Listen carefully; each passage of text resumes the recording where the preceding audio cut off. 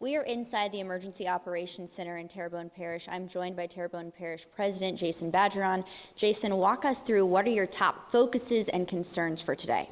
We're looking at storm surge. That's at number one, with this being more of a water event than a wind event. And then on top of that, the rain. We had a bunch of rain last week. The ground's still saturated. The body is still kind of full a little bit. So we hope with it being a fast-moving storm, that we get more of that 4 to 5 inches of rain instead of that 5 to 10. And so we just, right now we're hunkered down, we're ready to go, and we got our people out and about still a little bit. As the weather gets worse, we'll start bringing people more inside. I see it's starting to come down more outside, so it's time to be safe and be inside. We did notice there were a lot of law enforcement officers out and about whenever we were driving here to the EOC. I think I saw several Terrebonne Parish deputies as well as Homa Police. Is that kind of strategic that you all have those guys out there kind of keeping an eye on the roadways? Yeah, we do, because the biggest problem with people not evacuating is they're worried about their property. And so we want to let them know we're out there protecting it, and we've said it many times, if you're a looter, you don't want to come down here. So we make sure that the property is taken care of so that residents can take care of their families. Speaking of properties, also noticed a lot of folks had boarded up their homes and businesses. So it seems like, do you feel that residents are heeding the warnings of the parish? We do. I mean, and it's, kind of a little shell shock probably from Ida still. I think we're looking at some gust hurricane force winds within where we are now, and definitely in the northwestern part of the parish. I think in the Gibson area, you're probably looking at 1 to 3 hours of hurricane winds. So that's when the wind sustains for over 2 minutes. So again, we're going to get some wind, we're going to get some rain, but so far, we're confident. We put it in the Lord's hands, and we're just working and getting prepared. What areas are you specifically watching and focused on? I know that some areas are already experiencing high water. Can you tell us what those are? So it depends, if you're talking high water from a surge perspective, lower Dularge area, the Pointe-à-Cher area, those are a couple of places that water pockets up.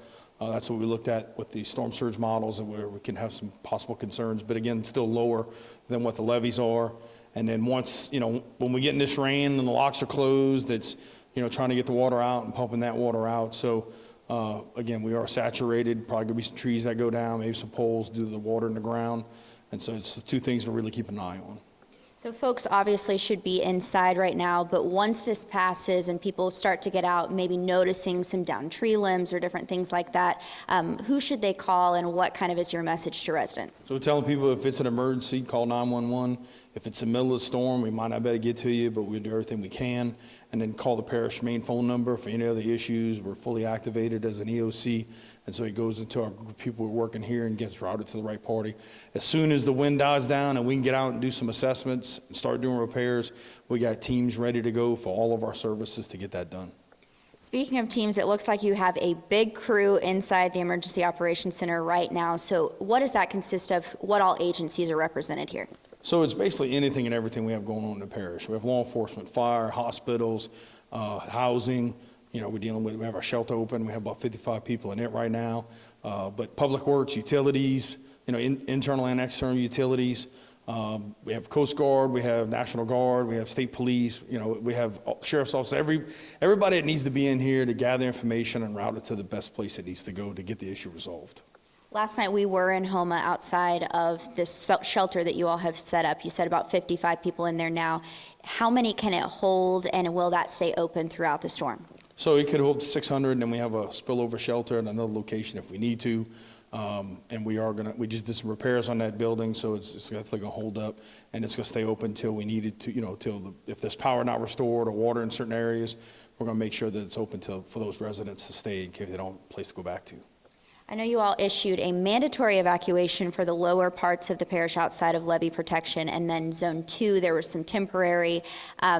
Did you feel like residents kind of surveying that area had heeded those warnings and left? Yeah, I mean, the area we did this in zone 2, it wasn't all of zone 2, but in the lower Dularge area, depending again where the storm hits, the west side of the levee system is about 10 foot. So it looks like that's not going to get as much water as the east side of the levee. So I know a few people in that area that did evacuate. And the main reason for the whole, zone 1 was, with the fact that we're looking at 5 to 10 foot storm surge, that's above people's heads.